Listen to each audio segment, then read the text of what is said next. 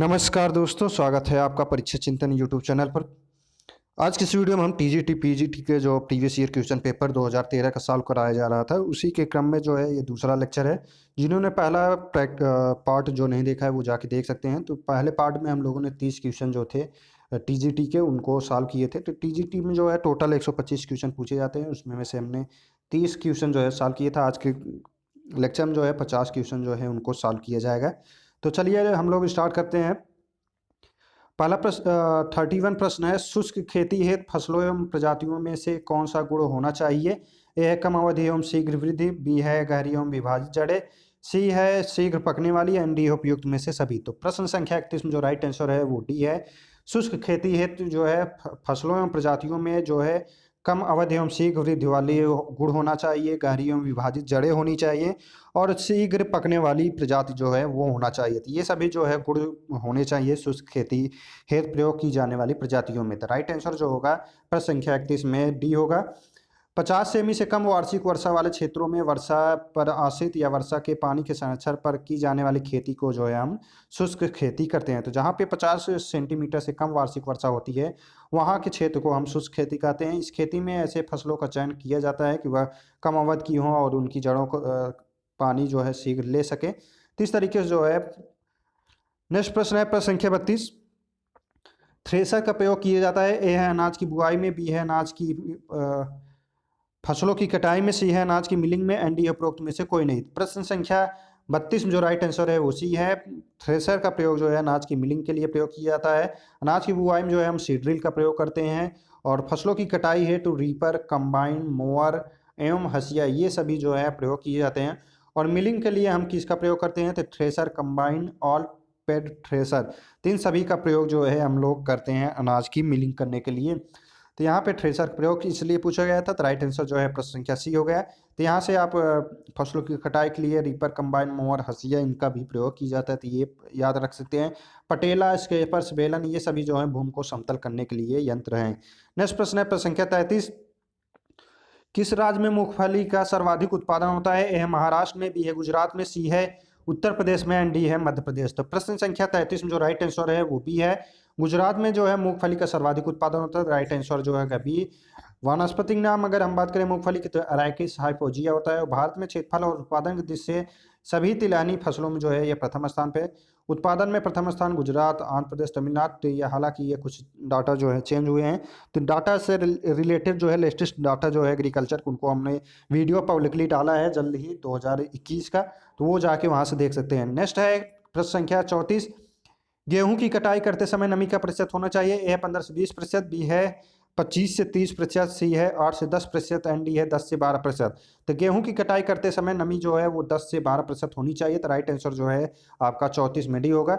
10 से 12% नमी होने से भंडारण करते समय घुन इत्यादि बहुत ही शीघ्रता से जो है वो लग जाते हैं। इससे ज़्यादा होने पर अगर नमी जो है 10 से 12% से अधिक हो जाएगी तो वहाँ पे जो है भंडारण करते समय, स्टोरेज करते समय उसमें इंसेक्ट पेस्ट जो है घुन वो लग सकते हैं। नेक्स्ट प्रश्न है प्रश्न संख्या 35। धान की पहली नाइट्रोजन की प्राथमिकता है। ए है नाइट्रेट, बी है अमोनियल, सी है नाइट्राइड, एंड डी है माइड। तो प्रश्न संख्या 35 में जो राइट आंसर है वो धान की पहली नाइट्रोजन की प्राथमिकता जो है अमोनियल होती है। तो राइट आंसर जो है प्रश्न संख्या 35 में भी होगी। धान की पौधे नाइट्रोजन को अमोनिया यानी NH4+ के रूप में जो है वो ग्रहण करते हैं। तो ये भी आपको याद रखना है। ये कॉम्पिटेटिव एग्जाम में और भी इंट्रेंस एग्जाम में भी पूछ लिए गए, BHU इंट्रेंस एग्जाम में भी पूछा गया प्रश्न है। नेक्स्ट प्रश्न है प्रश्न संख्या 36। सूची 1 को सूची 2 से आपको मिलान करना है। कपास, पेगिंग, मक्का, रॉटिंग, मूंगफली, गिनिंग, एंड डी है जूट, टेसलिंग। तो इन चारों को कूट के माध्यम से आपको जो है मैच करना है। तो प्रश्न संख्या 36 में जो राइट आंसर है, तो यहाँ पे जो राइट आंसर होगा वो आपका कपास में जो है हम गिनिंग की प्रक्रिया करते हैं। गिनिंग जो है वो किससे रिलेटेड है? कपास की फसल से। मक्का जो है मक्का में टेसलिंग होती है प्रक्रिया, और मूंगफली में जो है पेगिंग की प्रक्रिया करते हैं, और जूट में जो है रॉटिंग की प्रक्रिया करते हैं। तो ये सभी जो है इस तरीके से हम देख सकते हैं कि कपास में जो है गिनिंग प्रक्रिया की जाती है, मक्का हो गया टेसलिंग, मूंगफली पेगिंग, एंड जूट हो जाएगा रॉटिंग। तो इसके अकॉर्डिंग जो है ऑप्शन डी जो दिए गए हैं वो राइट आंसर है। नेक्स्ट प्रश्न की तरफ बढ़ते हैं हम लोग। प्रश्न संख्या 37।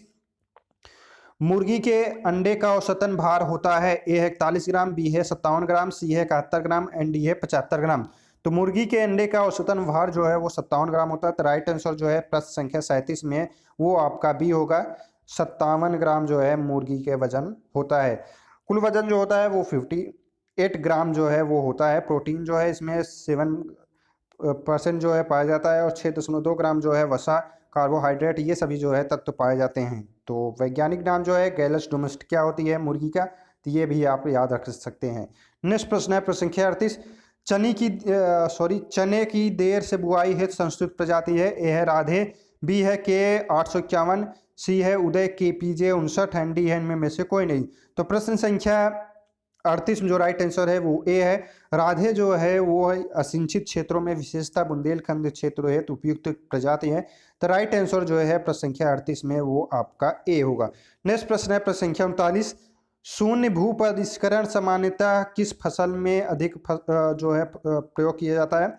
ए है आलू, बी है गेहूं, सी है तंबाकू एंड डी है गन्ना। तो शून्य भूमि परिष्करण जो है वो गेहूं की फसल के लिए अधिक सफल है। तो राइट आंसर जो है प्रश्न संख्या 39 में भी है। जीरो टिलेज की विधि से बुआई करने पर जुताई पर होने वाले व्यय की बचत हेतु जो है बीज और रासायनिक खाद सही मात्रा में सही स्थान पर पड़ता है और पंक्ति से पंक्ति जो बुआई होती है इससे जो है पैदावार जो है फसल की अधिक होती है। तो प्रश्न संख्या 39 में राइट आंसर बी है। नेक्स्ट प्रश्न है प्रश्न संख्या 40।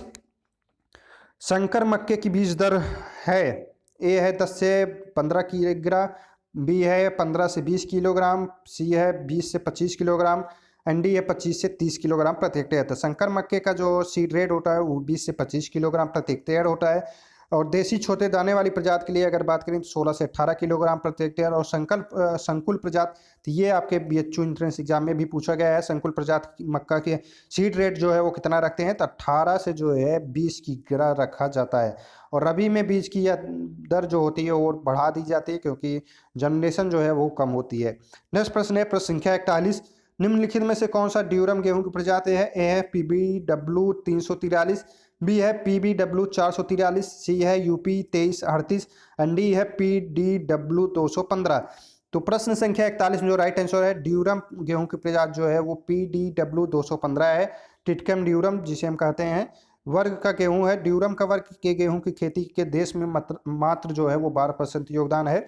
ड्यूरम का प्रयोग जो है हम विशेषता सूजी बनाने के लिए प्रयोग करते हैं। तो राइट आंसर जो होगा प्रश्न संख्या 41 में वो आपका डी है, PDW 215 जो है ड्यूरम गेहूं की प्रजाति है और इसका प्रयोग जो है मेनली किस सेक्टर के लिए किया जाता है? तो सूजी बनाने के लिए, तो ये भी पूछा जाता है। नेक्स्ट प्रश्न है प्रश्न संख्या 42। बेवेरिया बेसियाना नियंत्रण हेतु प्रयोग किया जाता है, ए पत्ती कुतरने वाला कीट, बी है फली बेधक, सी है मृदा में पाया जाने वाला कीट एंड डी है गंधी कीट के लिए। तो बेवेरिया बेसियाना का नियंत्रण हेतु प्रयोग किया जाता है। तो राइट आंसर जो है डी है, गंधी कीट के कंट्रोल करने के लिए हम बेवेरिया बेसियाना का प्रयोग करते हैं। तो राइट आंसर जो है 42 में डी है। बेवेरिया बेसियाना एक कीट भच्छी है जो कि गंधी बग के लाखा और बच्चे को जो है खा जाती है। गंधी कीट जो है धान को नुकसान पहुंचाने वाली कीट है। तो यहाँ से एक प्रश्न आप यहाँ याद रख सकते हैं, गंधी कीट जो है वो किस फसल में लगता है? धान की फसल को बहुत ज़्यादा नुकसान पहुंचाता है। धान की मुलायम पत्तियों को जो है काटती है और फलों को रस चूसती है। इसके रोकथाम के लिए हम मिथाइल पैराथियान 2% अथवा क्यूनाल फास का प्रयोग जो है हम प्रत्येक की 25 हेक्टेयर फल आने पर जो है धूल की छिड़काव कर सकते हैं।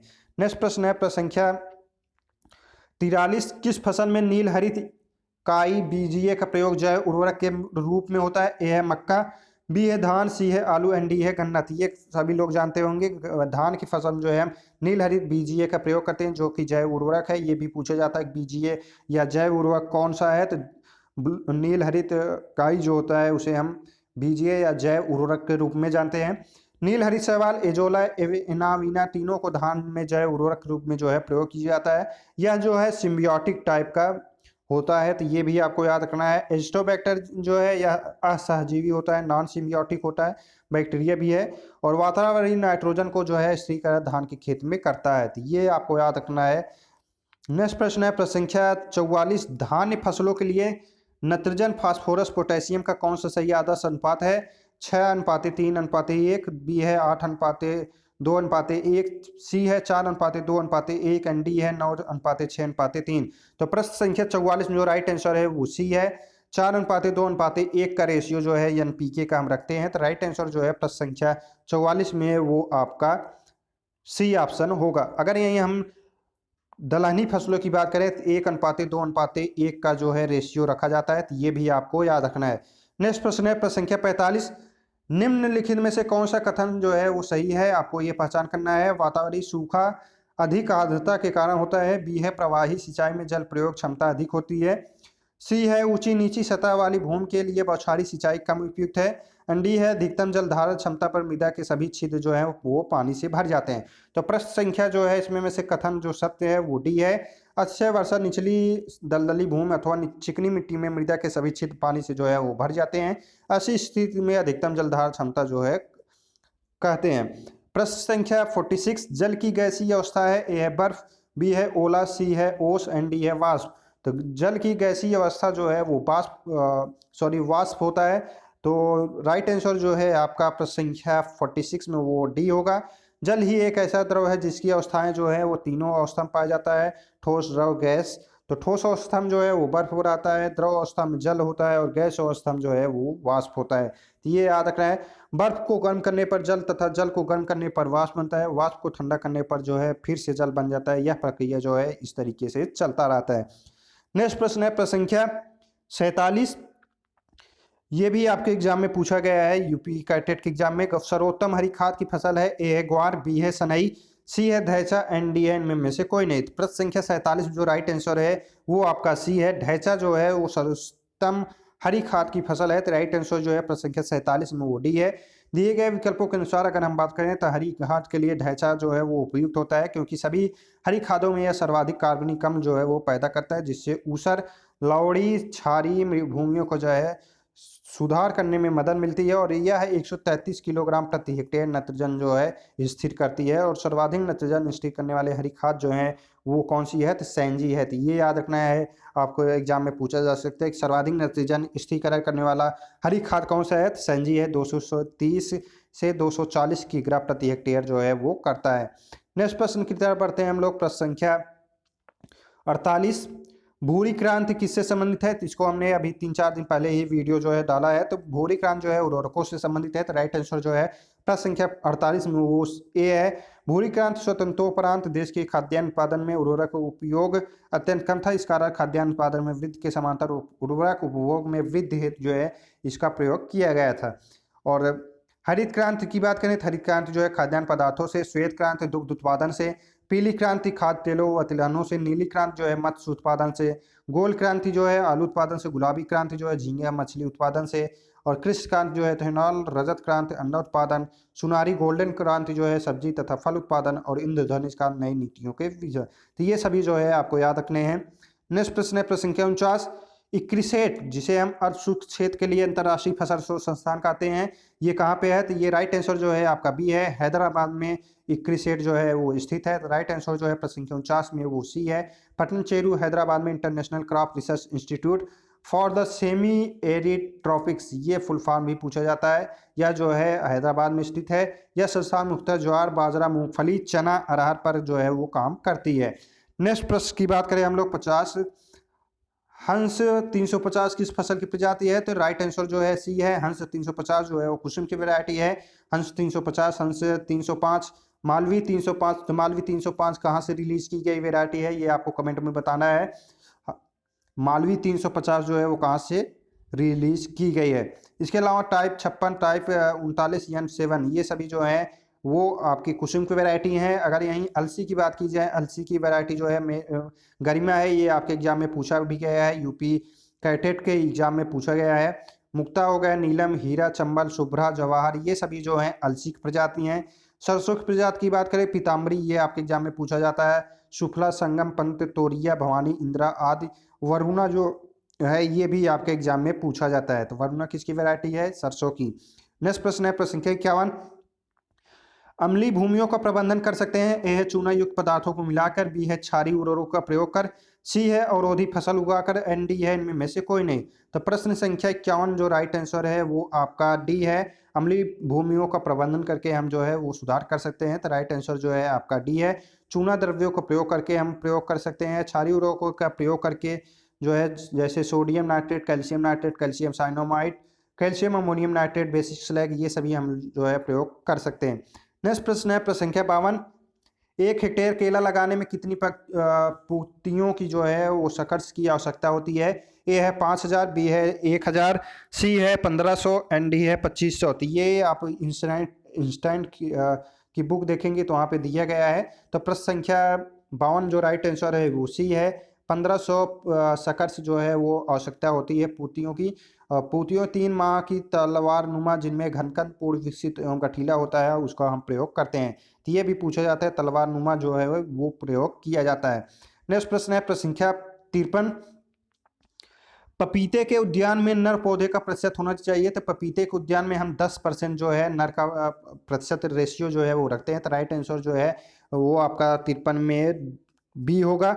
सफल खेती के लिए जो है हम 10% नर पौधे का प्रयोग करते हैं, क्योंकि पपीता जो है एक लिंगाश्री पौधा है, इसमें नर अलग और मादा अलग अलग पौधों पे पाए जाते हैं, इसलिए हम सफल उत्पादन के लिए जो है 10% नर पौधा जो है वो फील्ड में शामिल करते हैं। पपीते के नर पौधे में उर्वरक का प्रयोग नहीं करना चाहिए, और पपीते में सिंचाई की सर्वोत्तम विधि जो है वो रिंग मेथड है। ये भी आपके एग्जाम में पूछा गया है, बीच एंट्रेंस एग्जाम में पपीते के लिए सिंचाई की सर्वोत्तम विधि कौन सी है? तो रिंग मेथड। नेक्स्ट प्रश्न है प्रश्न संख्या 54। अमेरिकन कपास की बीज दर है, ए है 8 से 10 किग्रा प्रति हेक्टेयर, बी है 15 से 20 किग्रा प्रति हेक्टेयर, सी है 20 से 25 किग्रा प्रति हेक्टेयर एंड डी है 25 से 30 किग्रा प्रति हेक्टेयर। तो प्रश्न संख्या 54 में जो राइट आंसर है वो बी है, 15 से 20 किग्रा प्रति हेक्टेयर जो है अमेरिकन कपास की बीज दर है। तो राइट आंसर जो है प्रश्न संख्या 54 में वो बी है।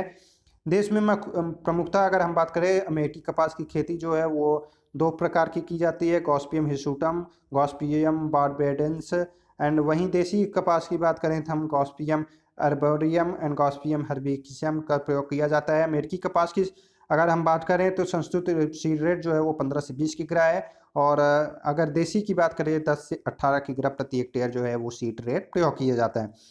नेक्स्ट प्रश्न की तरफ हम लोग पढ़ते हैं प्रश्न संख्या 55। भारत में सबसे अधिक क्षेत्रफल किस फसल प्रणाली का है?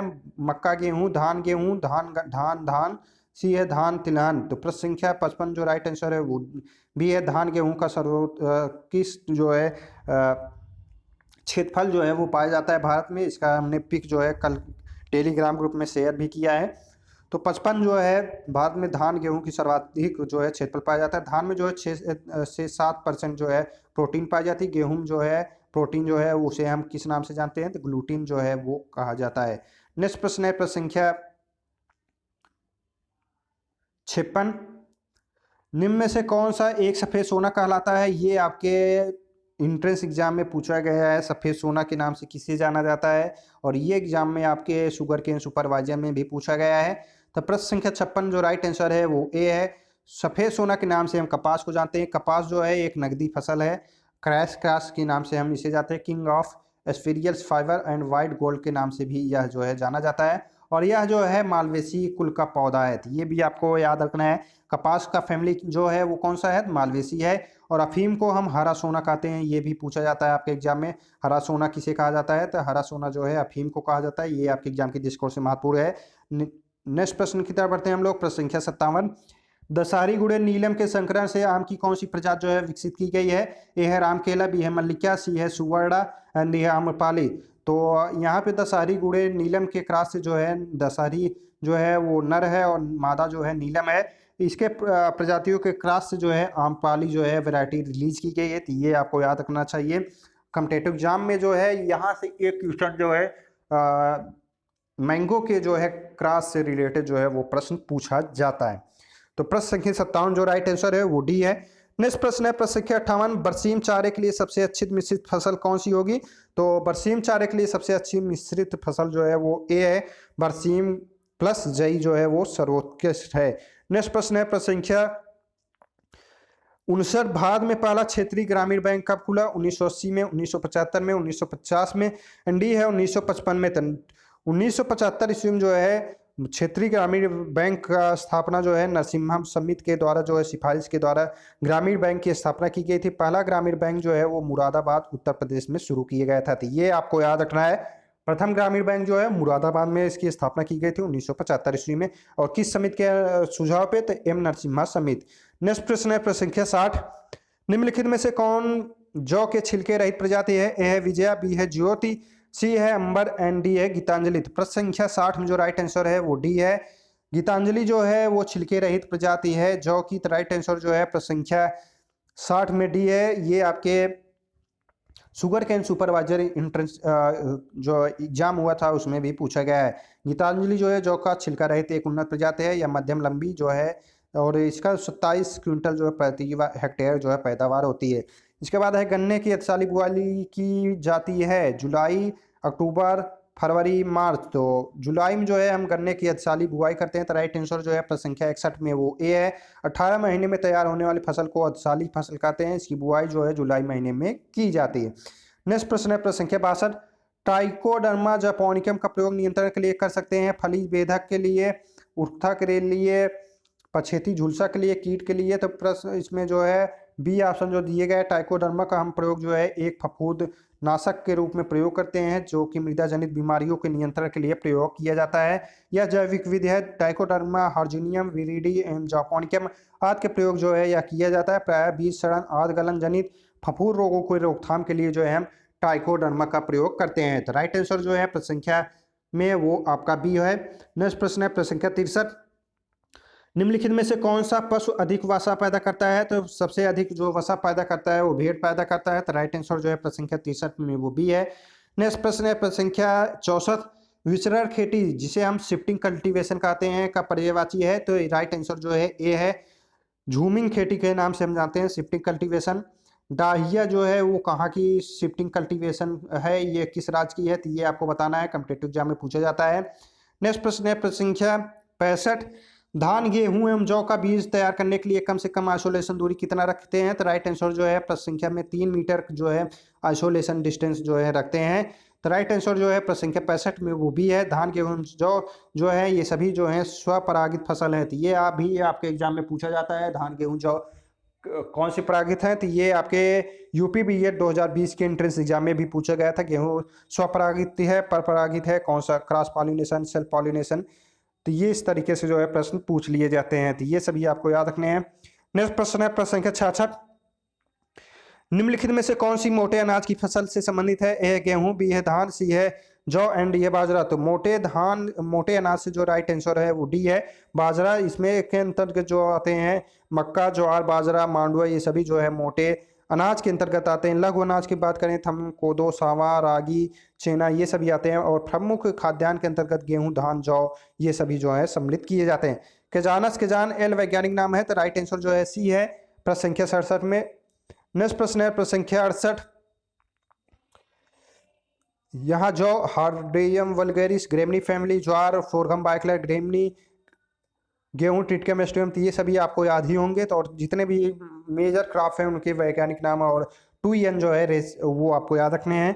नेक्स्ट प्रश्न है प्रश्न संख्या 68, धान का खैरा रोग किसकी कमी से होता है? तो धान का खैरा रोग जो है वो जिंक की कमी से होता है। तो राइट आंसर जो है प्रश्न संख्या 68 में वो डी है। इसके कंट्रोल के लिए हम जिंक का 5 किलोग्राम प्रति हेक्टेयर जो है वो प्रयोग कर सकते हैं। नेक्स्ट प्रश्न है प्रश्न संख्या 69, एस्टोबैक्टर का प्रयोग कर सकते हैं? तो एस्टोबैक्टर का प्रयोग जो है हम ये सभी क्रॉपों में कर सकते हैं, धान, गन्ना, कपास, नॉन लेग्यूमिनस क्रॉप में जो है हम एस्टोबैक्टर का प्रयोग करते हैं। तो राइट आंसर जो है प्रश्न संख्या 69 में वो डी है। एस्टोबैक्टर जो होता है वायुमंडल को नाइट्रोजन को जो है अमोनियम NH4+ में बदल लेता है और पौधे को उपलब्ध कराता है। तो राइट आंसर जो है प्रश्न संख्या में 69 में वो आपका डी है। नेक्स्ट प्रश्न की तरफ बढ़ते हैं हम लोग। प्रश्न संख्या 70, किस फसल की कुल जल मांग जो है सबसे अधिक है? तो सर्वाधिक जल मांग जो है वो गन्ने में होती है जहां 1500 से 1600 एमएम प्रति हेक्टेयर होती है। इसके बाद धान, तरकारियां, इसके बाद गेहूं और चना की बात आती है। सबसे कम जो है वो चना में प्रयोग करते हैं पानी। नेक्स्ट प्रश्न है प्रश्न संख्या 71, खरीफ दलहनी फसलों में समानता प्रयोग होने वाला खरपतवारनाशी है? तो दलहनी फसलों में हम जो है प्रयोग करते हैं पेंडामेथिलीन का। तो राइट आंसर जो है 71 में ओडी होगा। नेक्स्ट प्रश्न है प्रश्न संख्या 72, सोयाबीन किस कुल का पौधा है? सोयाबीन जो है वो लेग्यूमिनेसी फैमिली का पौधा है। तो राइट आंसर जो है आपका 72 में वो ए होगा। सोयाबीन का बॉटनिकल नेम की बात करें तो ग्लाइसिन मैक्स होता है, जिसमें गुणसूत्रों की संख्या की बात करें 40 होती है, और इसका उत्पत्ति स्थान जो है वो चाइना है। तो यहाँ से 4-5 क्वेश्चन आपको याद हो जाना चाहिए सोयाबीन से। ये कॉम्पिटेटिव एग्जाम में सभी जो है पूछे जाते हैं। नेक्स्ट प्रश्न है प्रश्न संख्या 73, भारतीय गन्ना अनुसंधान संस्थान केंद्र जो है वो कहाँ पे स्थित है? तो यह जो है कहाँ पे है? तो ये भी लखनऊ में है। 1952 ईस्वी में Indian Institute of Sugarcane Research Lucknow में खोला गया है। कानपुर में जो है नेशनल शुगर इंस्टीट्यूट जो है वो स्थित है। नेक्स्ट प्रश्न की बात करें प्रश्न संख्या 74, नमी के प्रति गेहूं की सबसे अधिक संवेदनशील अवस्था है? ये है किल्ले निकलते समय, ताजमूल अवस्था, फूल आते समय, दूध बनते समय। तो राइट आंसर जो है वो भी है ताजमूल अवस्था जो है नमी के लिए गेहूं की सबसे अधिक संवेदनशील अवस्था होती है। तो राइट आंसर जो है प्रश्न संख्या 74 में वो भी है। नेक्स्ट प्रश्न है प्रश्न संख्या 75, पपीते के किस भाग से पेपिन जो है वो तैयार की जाता है? तने से, पके हुए फलों से, फूलों से एवं कच्चे फलों से। तो कच्चे फलों से जो है हम पपीते से पेपिन तैयार करते हैं। तो ये आपके एग्जाम में पूछा जाता है पेपिन किससे तैयार की जाता है? पेपिन जो है पपीते से तैयार की जाता है, और कच्चे फल से जो है हम पेपिन को तैयार करते हैं।